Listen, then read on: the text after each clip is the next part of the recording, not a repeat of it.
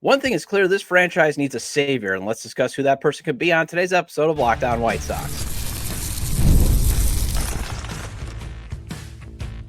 You are Locked On White Sox, your daily Chicago White Sox podcast. Part of the Locked On Podcast Network, your team every day.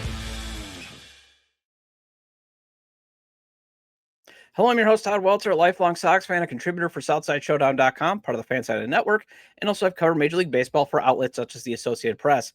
And thanks for making Locked On White Sox your first listen every day, part of the Locked On Podcast Network, your team every day. Make sure to hit the like button on today's episode. Subscribe to the YouTube channel at Locked On White Sox if you've not done so already, and also follow and subscribe to the show wherever you get your podcasts. Future controlling owner of this team, Justin Ishbia, took in last night's 8-4 loss to the Blue Jays in the seats behind home plate. Many are hoping he is the franchise's savior. Let's discuss whether it would be actually new ownership or perhaps just better players that turns this franchise around in the first segment. And maybe the next savior comes via the draft. Amateur scouting director Mike Shirley did not provide specific names of players that teams could take at number 10 in next week's draft, but he did indicate generally who they might be targeting. Let's discuss who those players might actually be. And finally, Andrew Vaughn homered in his first big league at bat for the Brewers after getting called up. Let's discuss if you and I should be prepared to see another player thrive once he leaves the South Side. Today's episode is brought to you by FanDuel. Right now, new customers can get $150 in bonus bets when your first $5 bet wins. So White Sox future controlling owner and current minority owner Justin Ishbia was caught on camera taking in last night's defeat to the Blue Jays. Guy actually looked unassuming for a bit with his head on backwards. And it was kind of cool that, the guys that usually sit to the right of behind home plate, I think it's one of the season ticket holders and then the security guard, they kind of noticed, hey, that's Justin Ishbia. And he kind of he's got the hat on backwards, all that stuff. And many of us are viewing him and his billions as what's actually going to save this franchise. And it's not faulty logic. I mean, obviously ownership has been a major cause for the current awful state of the White Sox. It's been well documented, everydayers. You put it in the comments, and I've even talked about it on many shows in the past. Jerry Reinsdorf has let this franchise rot under his tutelage, which is totally ironic because next week I'm going to talk about, during the World Series Look Back series about how things were great for a while. I mean, yes, there were some frustrating moments during the first, 20 years of Jerry's ownership, but there was still a World Series win. There was a couple division titles, and then it's just rotted to this terrible state because of how, backwards he thinks. He does not spend enough to field a championship team. Keyword is enough. Because remember the team, there was spending done during the last brief contention window. It just wasn't enough. And now with the RSN money decreasing, now maybe it won't be spent. Because there might, he's going to potentially cry poverty. But either way, under the Jerry Reinsdorf era, he's been spending like the game has a salary cap. And modern thinking is not needed. And no player is worth over $100 million, even though that is what the market says a premium player gets. And really think about it too. It took an historic losing season for Jerry to finally relent and allow general manager Chris Getz to finally bring this team into the modern era. It then took the Chicago Fire basically calling dibs on the vacant land known as the 78 that Jerry actually wanted to build his legacy ballpark on with, taxpayer money. The Fire come in and say, we'll just privately finance. We'll finally develop this land that's been vacant forever. And suddenly the next day, Justin Ishbia is the heir apparent. Even though we got to wait 4 more years for him to take full control of the team. And that's why hopefully when he does take control of the team by 2029, and I got a feeling that it's going to be 2029. I don't see, maybe if Jerry keeps staying healthy and alive, they'll keep resisting. So maybe we do have to wait till 2034. But I got a feeling that the first moment Justin Ishbia could take to finally assume control, he's going to take it. And then hopefully the spending habits of the club change where they will use, because again, you want to be able to spend to either, do 2 things: acquire premium talent and acquire free agent upgrades to cover for positions that your system cannot produce. Because yes, you actually do want young talent. I hate how Steve Cohen though says it's cheap. It's not because it's cheap. And I hate when owners cite that. What it is you want young talent because that's when they're in their peak performance years. But you're not going to produce everything from your farm system or international free agency, and through the draft. It's just, it's almost impossible.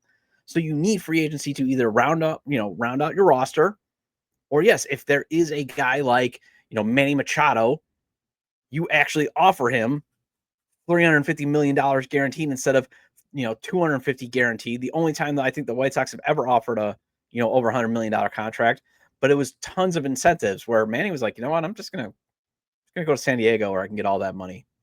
I don't have to earn another 100 million. They're just going to give me that, and that's what you want Justin Ishbia's money to be.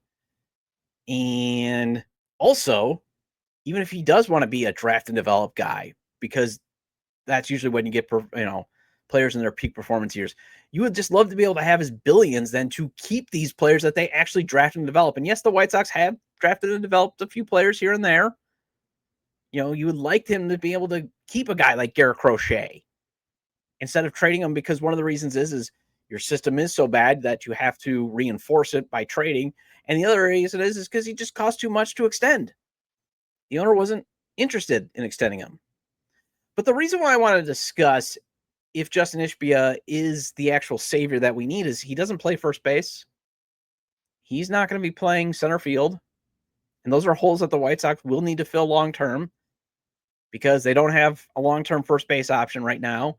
And Luis Robert Jr. will eventually, hopefully, be traded or just be paid to go away. And even then, he's underperforming and he's hurt right now. And Brooks Baldwin is a super utility player. So games are won and lost last time I checked by players who play on the field, not ownership. I mean, where ownership impacts it, again, players win and lose after being led by a good manager who has been provided a strong roster by the front office. So at the end of the day, all Justin Ishbia is going to do is he can set the payroll, which hopefully is infinite, and he can make sure the right person is put in place to run the front office. Otherwise, he's just like you and I. He's watching the game. He's watching the team. So he's actually what I would call a limited savior. I mean, he can save us with the potential billions that he has at his disposal to allow for a better product. And if you're looking for just a better product, then he's your savior. And he also can be the savior in ensuring you and I never have to worry about the team leaving Chicago by either financing a new ballpark or developing the area around Rate Field to secure the team's future in the city. But otherwise, you got to look to the players as saviors. And right now, the team, they got a promising core, but is any of them really the face of the franchise? Those savior players? Because it could just be pieces of a good team, but the organization still might need to draft its Frank Thomas or Robin Ventura, or go out and shrewdly acquire a guy like Paul Konerko or Jermaine Dye or Jose Abreu. Those were true difference makers in the lineup. Those were true saviors. And rotation-wise, the Sox may have drafted their version of Jack McDowell and Alex Fernandez, impact-wise, since McDowell was a righty, in Noah Schultz and Hagen Smith, but it's May. That's a keyword, is May, because Schultz and Smith are both promising, but they're having their ups and downs this season in the minors. Lineup-wise, again, the White Sox have two, very promising young catchers in Edgar Carroll and Kyle Teal. But are they going to be good hitters relative to catchers or good hitters relative to the rest of the league? Because remember, there is a difference. A good hitting catcher is usually around 250, 15 to 20 homers, because you just got to remember the physical toll it takes on their body. Basically bending down and taking, foul balls off their masks and all that stuff. So can they be Cal Riley or Wilson Contreras? And Wilson Contreras is already dealing with a physical issue this year. Colson Montgomery, he showed a ton of promise in 4 big league games. But he was also, remember, very bad in the minors when it came to at least average. Got to the point that he had to be pulled from game action, and he strikes out a ton. So he's going to have to hit 30 home runs or more to put up with the strikeouts. Chase Mydroth, he's in a slump, and he's a raised 4 player anyway. Miguel Vargas, he had that stretch where it was like, hey, maybe this guy is the savior, but he's in a slump now. The rotation has promising arms, and Sean Burke, Shane Smith, Davis Martin, Jonathan Cannon, but it looks like they might need an ace in front of them. Burke and Smith still have the stuff to maybe be top of the rotation pitchers, but Smith needs the stamina to survive a season. Burke needs the consistency, and it might just be the number 3 pitchers for both. They have guys in the system, but it's really only 2, Braden Montgomery and Caleb Bonner. and they have to navigate the potential pitfalls in the minors. So that's why maybe the franchise savior is not even in the organization right now. But the White Sox have a chance to add that player in the draft. That is just a few days away, and amateur scouting director Mike Shirley did reveal a general clue of where the White Sox could go with the number 10 pick. And let's discuss who those players might be next on Locked On White Sox. Summer sports are in full swing, and whether you're all about baseball under the lights, golf on the green, or high-stakes soccer action, FanDuel is the best way to make every game even more exciting. You're already following the action. Why not make it a little bit more thrilling? With FanDuel, you can get in on the game while your friends are at the beach getting sunburned. FanDuel's traditional money lines, spreads, and over-unders, they're fun to play. But I always maintain, if you want to win big or at least double or even triple your money, then go with FanDuel's parlays, props, and futures. For example, I think tonight is the night Colson Montgomery finally hits his first big league home run. That is at plus 630. Say you put $10 on that and he goes yard, you just won $63. How about Kyle Teal finally going yard in his big league career for the first time? That is at plus 680. If you put $10 on that and he hits a homer, that is $68 in your pocket. And you can make it a Colson and Teal homering in the game, same game parlay. That would be at plus 49.70. You throw $10 on that, and if both go deep, you just won $497.07. New to FanDuel, new customers can bet just $5 and get $150 in bonus bets if your first bet wins. Open the FanDuel app today or visit FanDuel.com/lockedon to get started. Welcome back to Locked On White Sox. I'm your host, Todd Welter. Again, make sure to hit the like button on today's episode and subscribe to the YouTube channel at Locked On White Sox if you've not done so already. And if you can't catch the show on YouTube, Locked On White Sox is available on all major podcast platforms. So make sure to follow or subscribe on places such as Apple or Spotify. Either way, get your 30-minute fix of Chicago White Sox baseball venting with me. All right. So I know every day I keep harping on it. Even though the White Sox are picking 10th in the upcoming draft, they must hit on this pick. This is a very pivotal draft, just like last year was. Because remember, Justin Ishbia's full $1 billion war chest will not be available until 2029. I mean, now maybe he does tell Jerry as the team gets close to being competitive, he'll float the money to maybe sign a premium player. But I still just get the feeling that Jerry wants Justin's capital infusion to pay down debt, like what was announced, and maybe pay some of the salary owed on Luis Robert Jr. or Andrew Benintendi's contract. If GM Chris Getz can actually work out somebody willing to take them on, they may send some cash in that deal just to get those bad contracts off the books. But otherwise, I have a feeling it's going to be spending as usual, which means hardly any or very limited, as I said in the first segment. So that's why the draft in international free agency is the only way to get a franchise savior.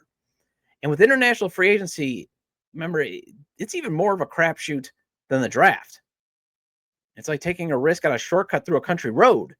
Yeah, you might get there faster, but you might also get completely lost because some of these guys, you're taking, flyers on that are 15, 16 years old.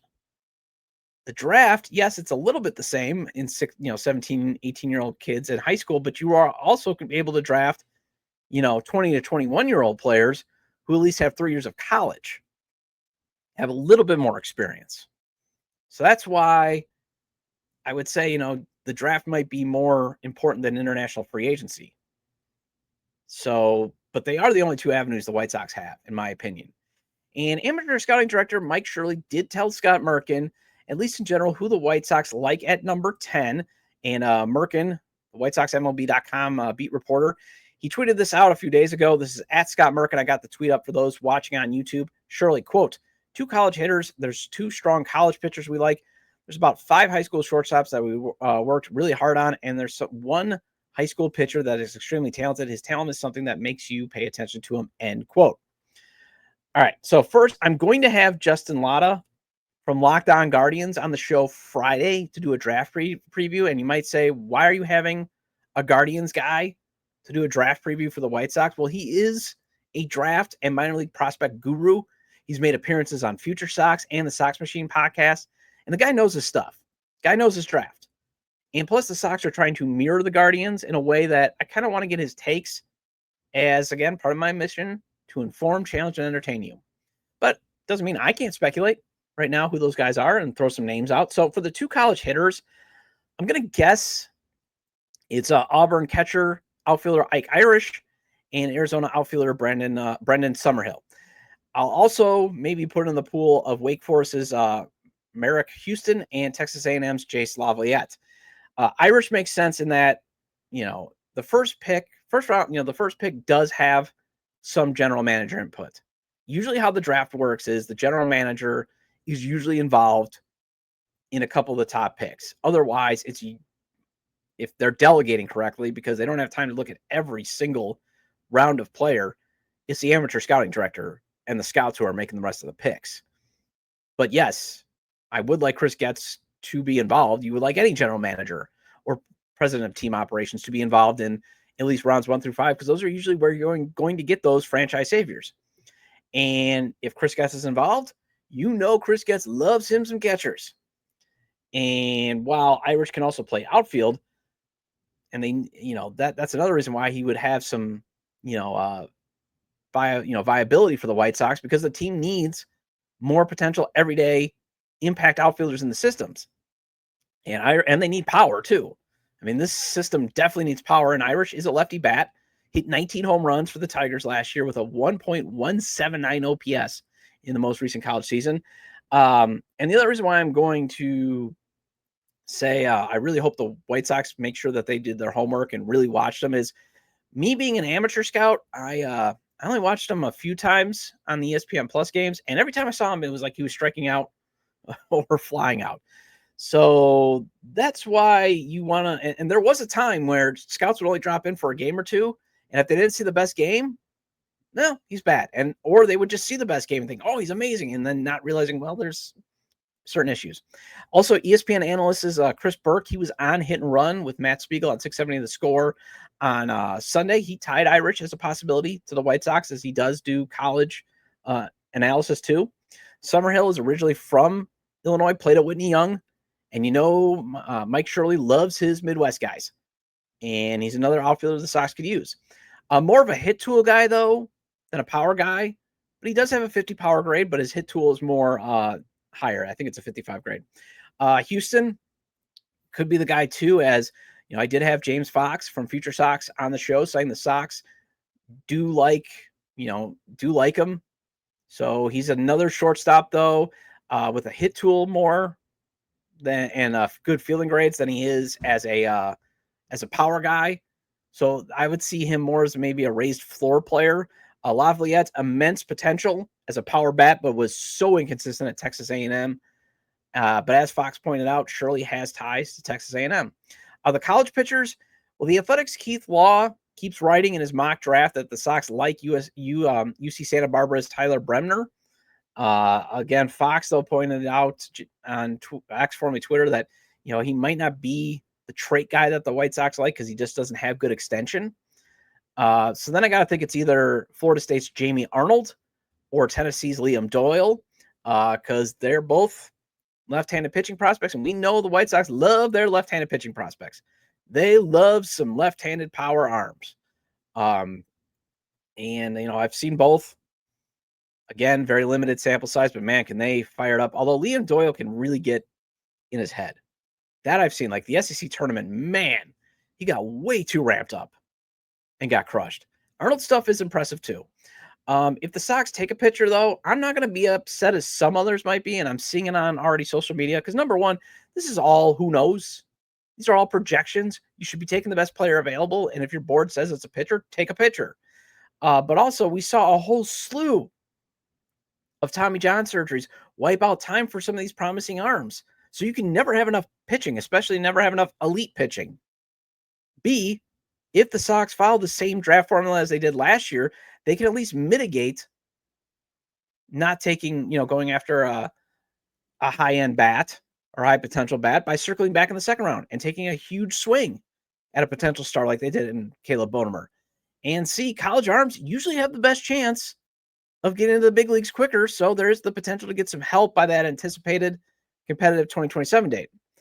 But I still obviously want the Sox to take a swing at a superstar, and some of the high school shortstops have that ability. Although some of their grades, though, scream maybe more high floor guys.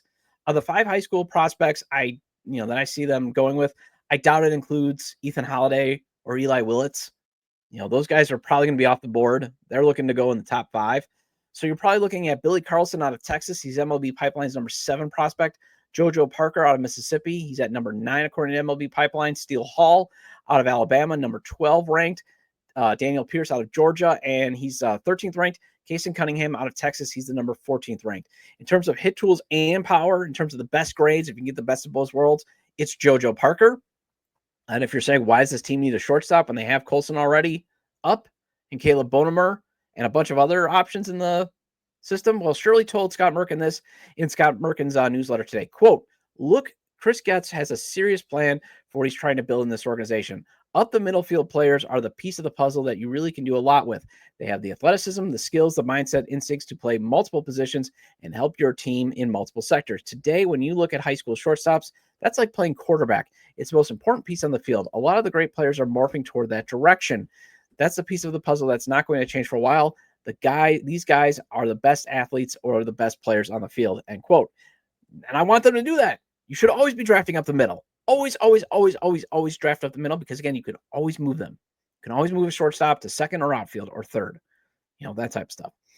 Then I think the high school pitcher seems to be Cruz Schoolcraft. Now, he has a sweet name. He's from Oregon, so he already passes the sweet name test. Keith Law has him mocked to the White Sox in his most recent mock draft on The Athletic. He does have some potential as a hitter, too, so maybe he is a Shohei Ohtani. He is a tall lefty at 6'8". So the White Sox, they also love their tall left-handed pitchers, especially from in high school. They took Noah Schultz out of high school at that. ESPN's Kylie McDaniel is floating, though, that the Sox should just roll the dice, take one of the prep bats, and then try to overslot Schoolcraft in the second round if he drops. But it's going to be a risk because maybe he doesn't drop. And the thing, though, is if anybody drops in the second round, or even if anybody drops to the White Sox, don't be afraid or terrified. This isn't like the NFL or the NBA where guys drop because of maybe mental concerns or, maybe they see something that the gurus don't see. Usually when a guy drops, it's finances. Or the team has a group of players like the White Sox have just said, and they pool those players together for each pick, at least in the first couple of rounds.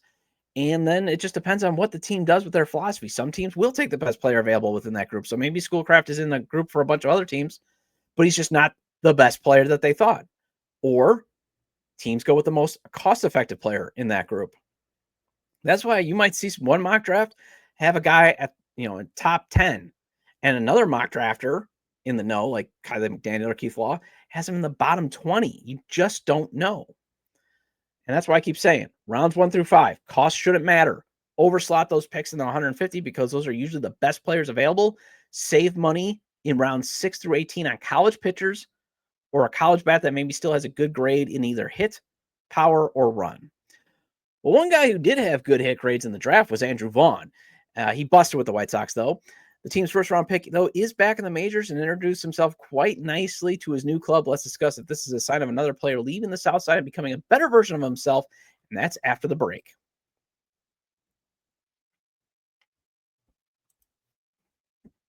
If you're running a business, you know that every missed call is money left on the table. Think about the last time you had a service emergency, like a bursted pipe. If the first plumber didn't answer, did you wait? No. You called the next one. That's why having a reliable business line is so important. That's why you need OpenPhone. OpenPhone is the #1 business phone system that helps you streamline and scale customer communication, all from an app on your phone or computer. Do you juggle 2 phones just to keep business and personal calls separate? OpenPhone solves that problem instantly. Your whole team can share one number and respond to customers like a shared inbox. So no more, hey, who's handling this? And I'm telling my friends who run their own businesses, OpenPhone can provide a major boost to how their phone systems operate. One less worry for a small business owner to have. OpenPhone is offering Locked On White Sox listeners 20% off your first 6 months at openphone.com/LockedOnMLB. That's OpenPhone.com/LockedOnMLB. And if you have an existing number with another service, OpenPhone will port them over and no extra charge. OpenPhone, no missed calls, no missed customers.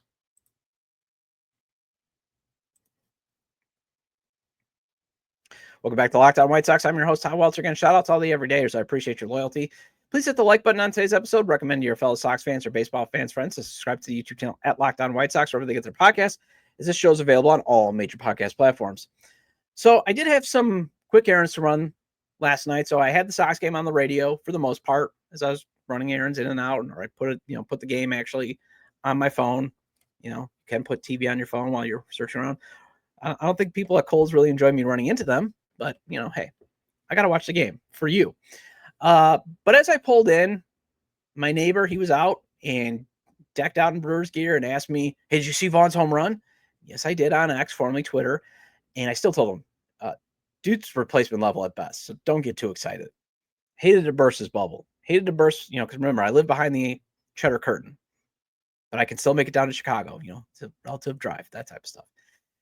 And, I was like, oh, gosh, some of my neighbors are like, hey, look what we got. I bet guys don't get that excited, but it did hit me. What if Andrew Vaughn joins Gavin Sheets or Ronaldo Lopez as players who find new life once they leave the South Side? And I thought, okay, that's fine. Because in the Sox case, they gave that man everything. They gave him an incredible amount of runway, and he was terrible. And you could say, well, they didn't give him enough time in the minors. Okay, but he still got 2 years worth of major league experience. He had enough time in the majors to finally figure it out, and he never did. So hitting a 3-run shot off of Yamamoto, good for him. Good. If he becomes good for the Brewers, great. And that's not because they're just my second favorite team. It's just, okay. This is in like the context of Gavin Sheets thriving in San Diego when the Sox could have saved $3 million by going with Gavin Sheets instead of Andrew Vaughn, and then using that extra money to maybe get another reliever that you can now dangle at the trade deadline. That impacted the franchise big time. Him going to the Brewers and thriving is more like in the Ronaldo Lopez case. I mean, the White Sox gave Ronaldo Lopez every chance to be a starter. He just didn't thrive. Went into the bullpen. He was very good. Turns out he could throw 100 miles an hour. And if he goes somewhere else to be a starter, okay. It's the same thing with Andrew Vaughn. It never worked out here. And actually, I could see him thriving in a lesser role. And I think that's what's going to get missed when people are like, oh, well, see, another guy leaving the South Side. Well, it's because he's going to be asked to do a completely different amount of things with the Brewers than he is with the White Sox. I mean, with the White Sox, he had to be the man. They were thinking he is going to be a core piece when maybe at best, if on his best day, he's a replacement level player, and those are supporting guys. And with the Brewers, he just needs to replace Rhys Hoskins, who they're going to probably let go in free agency. I could see the Brewers tendering Vaughn a contract if he does do okay while Hoskins is on the injured list and even does all right in AAA. I don't think they're going to pay him $5.8 million. That'll be the key, is what will he be looking for or projected to get. But if it's like $1 million or $2 million, I can see the White Sox saying, yeah, sure. Although most guys tend to move up the chain. But even then, I could see the Brewers saying, well, maybe, because Rhys Hoskins, he replaced Carlos Santana, who replaced Rowdy Tellez, who replaced Jesus Aguilar, who replaced Marcus Thames, who replaced Chris Carter. I mean, I could go on and on and on about cheap options the Brewers have plugged in at first since Prince Fielder left town. The Brewers correctly have identified first base as easily a non-value position and a fillable position. You can find any guy. They plug them in, and they're willing to have Jake Bowers play first base sometimes. So the other thing is the Brewers actually have guys that allows Vaughn to settle into a supporting role. The Sox depended on him to generate offense. When he struggled, it was magnified huge. Brewers just need him to have some pop. Keep the line moving. He's not asking to be a core guy. So, I could see him thriving. But then again, I could also see this is just a nice moment and nothing more, because you and I have seen him have some nice moments and have some hot stretches. But all it does is get his numbers to a replacement level. Usually that's how bad his struggles are. And then he'll have a hot June or a hot August that just gives off the appearance that he's a decent player when the WAR shows he's not. Well, that wraps up this edition of Locked On White Sox. Thank you for making Locked On White Sox your first listen today. For your second listen, check out the all-new Locked On MLB Game Night. Every game, every night, all season long. Get local analysis on the national scale. Find MLB Game Night on Locked On MLB on YouTube or wherever you listen to podcasts. And I'll be back tomorrow with a Way Back Wednesday segment. Feel free to leave comments about today's discussion of who can be the franchise savior, who the Sox could be targeting with the number 10 pick, and Andrew Vaughn potentially thriving outside of the South Side. You can leave the comments on the episode page on YouTube. X for me, Twitter, at Todd J. Dubber, at Locked On Sox, or you can email me at LockedOnWhiteSox@gmail.com. Have a great day. See you tomorrow.